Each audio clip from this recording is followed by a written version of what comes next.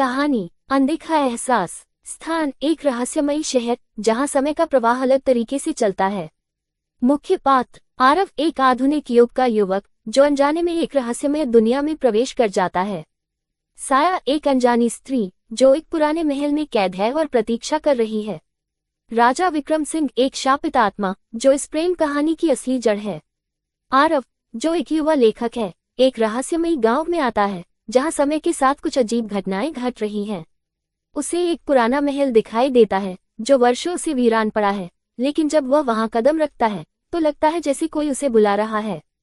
महल के भीतर उसे एक खूबसूरत लेकिन उदास आंखों वाली लड़की मिलती है, साया। वह अजीब तरीके से बोलती है, मानो किसी पुराने समय से हो। आरव को ये समझ नहीं आता कि वह कोई सपना देख रहा है या किसी और ही दुनिया में पहुंच गया है। आरव को धीरे धीरे पता चलता है कि साया कोई साधारण लड़की नहीं, बल्कि एक भूली हुई आत्मा है जो एक प्राचीन प्रेम कहानी का हिस्सा है। वह हर पूर्णिमा की रात प्रकट होती है, लेकिन किसी को नहीं पता क्यों। आरव को एक रहस्यमयी किताब मिलती है जिसमें लिखा है कि महल के समय का प्रवाह अलग है। ये जगह दो कालों के बीच अटकी हुई है, एक वह जिसमें साया जीवित थी और दूसरा वह जिसमें वह सिर्फ एक याद बन चुकी है। साया बताती है कि सदियों पहले उसकी शादी एक क्रूर राजा से होने वाली थी, लेकिन उसे किसी और से प्रेम हो गया, एक साधारण सैनिक से। राजा ने उस सैनिक को मार दिया और साया को एक शाप देकर इस महल में कैद कर दिया। आरव को लगता है कि वह साया से पहले भी जुड़ा हुआ था। क्या वह वही सैनिक है जिसका पुनर्जन्म हुआ है, या ये सिर्फ एक भ्रम है? आरव साया को इस कैद से आजाद करने का तरीका ढूंढने लगता है। उसे एक पुरानी दर्पण गुफा के बारे में पता चलता है जो दो दुनियाओं के बीच का मार्ग खोल सकती है।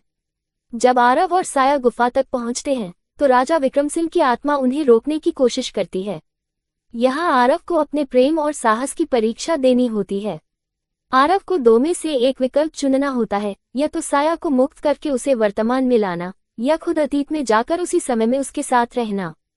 क्या आरव और साया एक साथ नए जीवन की शुरुआत कर पाते हैं, या समय का एक खेल उनके प्रेम को फिर से अधूरा छोड़ देता है? आरव के पास दो विकल्प थे। एक, साया को वर्तमान में लाना, लेकिन इससे अतीत की घटनाएं बदल जाएंगी और शायद वह साया को फिर कभी याद न रख सके। दो, खुद अतीत में जाकर साया के साथ रहना, लेकिन यह निश्चित नहीं कि वह राजा विक्रम सिंह को हरा पाएगा। आरव साया को बचाने के लिए अतीत में जाने का फैसला करता है। जैसे ही वह दर्पण गुफा में प्रवेश करता है, समय का प्रवाह बदलने लगता है। अचानक राजा विक्रम सिंह की आत्मा जाग उठती है और महल में एक भीषण भूकंप आता है। लेकिन जब आरव की आंखें खुलती हैं तो वह खुद को राजा विक्रम सिंह के रूप में पाता है। आरव को समझ आता है कि वह खुद विक्रम सिंह का ही पुनर्जन्म है। उसके भीतर दो आत्माएं टकरा रही हैं, वह राजा जिसने साया को शाप दिया था और वह प्रेमी जो उसे बचाने आया था। अगर वह साया को मुक्त करता है तो उसका खुद का अस्तित्व मिट सकता है। अगर वह उसे कैद रखता है तो वह हमेशा के लिए उसे खो देगा। साया को पता चलता है कि आरव ही विक्रम सिंह है और उसे एक रहस्यमयी अस्त्र मिलता है जिससे वह इस शाप को तोड़ सकती है। लेकिन जब वह उसे मारने का प्रयास करती है तो आरव अचानक खुद को उसके सामने समर्पित कर देता है। अगर मेरा अंत तुम्हारी मुक्ति की कुंजी है तो मैं इसे सहर्ष स्वीकार करता हूँ। साया अस्त्र चलाती है और जैसे ही आरव पर वार होता है, महल उज्ज्वल रोशनी में लिपट जाता है। जब रोशनी खत्म होती है, आरव खुद को वर्तमान में पाता है, लेकिन इस बार उसकी याददाश्त पूरी तरह मिट चुकी है। वह एक अजनबी की तरह अपने शहर में घूम रहा होता है, लेकिन कहीं न कहीं उसे महसूस होता है कि वह किसी को खोज रहा है।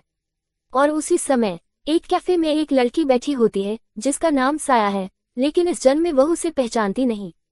क्या उनका प्यार फिर से जागेगा, या ये सिर्फ समय का एक और खेल है? कैफे में बैठे हुए आरव और साया की आंखें मिलती हैं। एक अजीब सा एहसास दोनों के दिल में उठता है, लेकिन वे एक दूसरे को पहचान नहीं पाते। साया धीरे धीरे उसकी ओर बढ़ती है, जैसे कोई अनदेखी ताकत उसे खींच रही हो।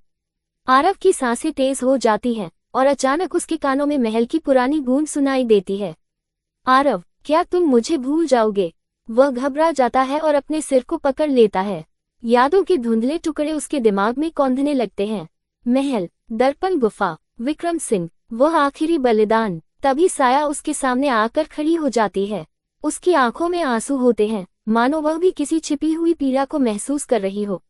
आरव हकलाते हुए कहता है, क्या हम पहले मिल चुके हैं?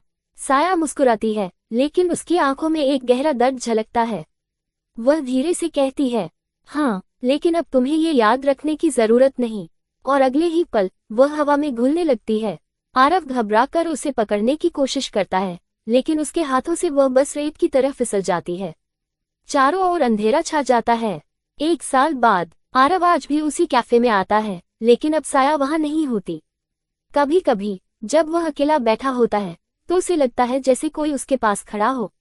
ठंडी हवा चलती है और वह फुसफुसाहट सुन सकता है, अगर हमारा प्रेम सच्चा था तो हम फिर मिलेंगे। लेकिन वह आवाज किसकी थी, उसे अब कुछ याद नहीं। 1 साल बाद कैफे में बैठे आरव की आंखें बार बार दरवाजे की ओर उठती हैं। साया अब तक नहीं आई। वह पिछले 1 साल से हर दिन यहाँ आता है, ये सोचकर कि शायद वह फिर लौट आए। लेकिन हर बार उसकी उम्मीदें धीरे धीरे बुझती जाती हैं। उसकी यादों में अब भी महल, दर्पण, गुफा और वह आखिरी बलिदान ताज़ा हैं। क्या सच में वह सब हुआ था या वह बस एक सपना था? तभी एक वेटर उसके पास आता है और एक कागज का टुकड़ा टेबल पर रखता है। किसने दिया? आरव चौंक कर पूछता है। वेटर कंधे उचकाता है, मुझे नहीं पता, लेकिन किसी लड़की ने सुबह आकर यह आपके लिए छोड़ दिया था। आरव कांपते हाथों से वह कागज खोलता है। मुझे माफ करना आरव, ये जन्म भी हमारा नहीं था, लेकिन अगर आत्माएं सच में अमर होती हैं तो मैं अगले जन्म में तुम्हारी प्रतीक्षा करूंगी। साया। आरव की आंखों से आंसू गिरने लगते हैं। वह दरवाजे की ओर भागता है, बाहर देखता है, लेकिन साया कहीं नहीं है। कई साल बीत जाते हैं। आरव अब बूढ़ा हो चुका है, लेकिन उसकी आंखों में अब भी वही इंतजार झलकता है। वह रोज उसी कैफे में आता है, उसी जगह बैठता है, लेकिन साया कभी नहीं आई। और एक दिन वह वहीं बैठा बैठा अपनी आखिरी सांस ले लेता है।